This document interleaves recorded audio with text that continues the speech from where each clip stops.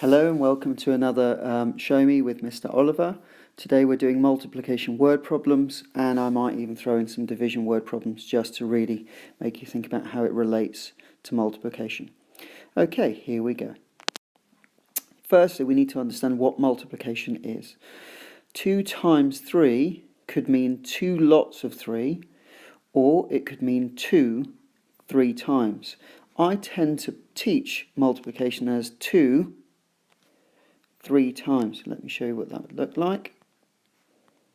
1, 2, and I'm doing that 3 times. So that's 2 times 3. That's 2 3 times. And that's the same value, different appearance. So some people see this as 3 lots of 2. I personally see that as 3 2 times. But as you'll notice that because of the commutative law for multiplication, it doesn't actually matter which way around you read it, as 2 3 times or 3 lots of 2. It's the same value, different appearance.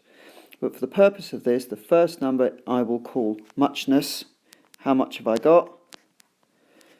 And the second number I'm going to call manyness. How many times did I have that amount? Okay, and in multiplication, unlike addition and subtraction, this is the first time you come across the cardinal and ordinal properties of number, which for primary school we're going to just call muchness and manyness. Okay, 10 sweets in a packet. How many sweets in 2 packets? Well, I've set it up here again. So you've got 1 pack of 10. And you've got another packet of 10. So 2 packets of 10 sweets. And what we're trying to get your child to see is, well, drawing circles is fantastic, it's really helpful, but you can be more efficient. There's 1 packet of sweets. If I look at the end and write the number on the end of the packet, how many's in that packet? And if I write how many's on that packet, then it starts to also look a little bit like money. So I can see that there are 20 sweets in 2 packets.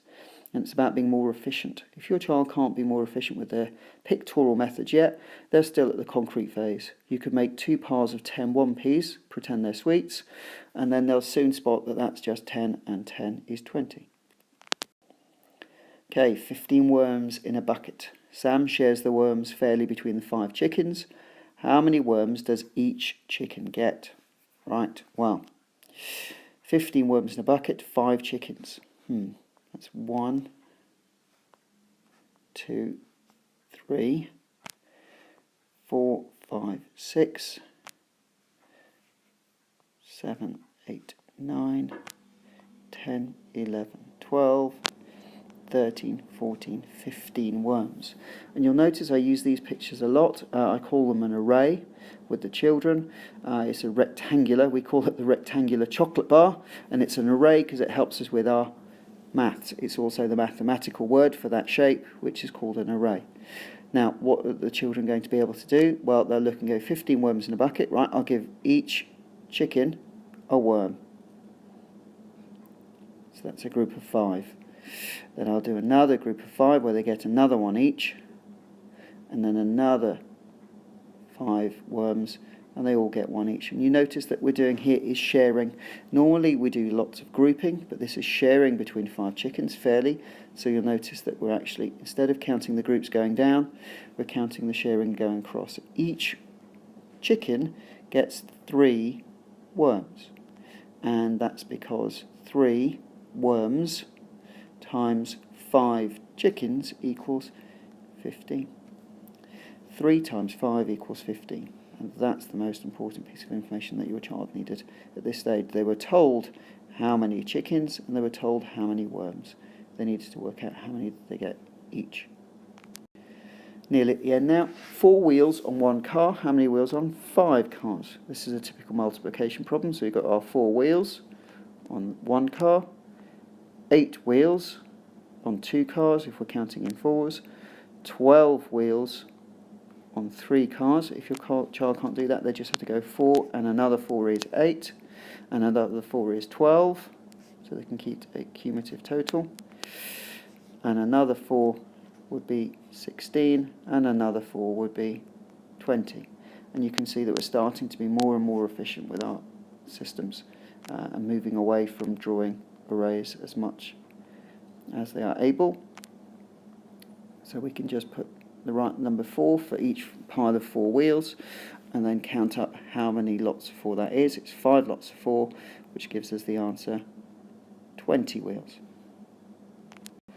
Okay, there are 20 chairs. They get stacked in piles of 5. How many stacks of chairs will there be when they have been put away? You'll notice the grid I've given you this time, there's lots more squares, and that's because the child needs to be able to interpret that for themselves. It's much more like their maths book. So straight away it says they get stacked in piles of 5, so they should be going 1, 2, 3, 4, 5. And another 5 is 1, 2, 3, 4, 5. That's 10 chairs. And another 5 is 15 chairs.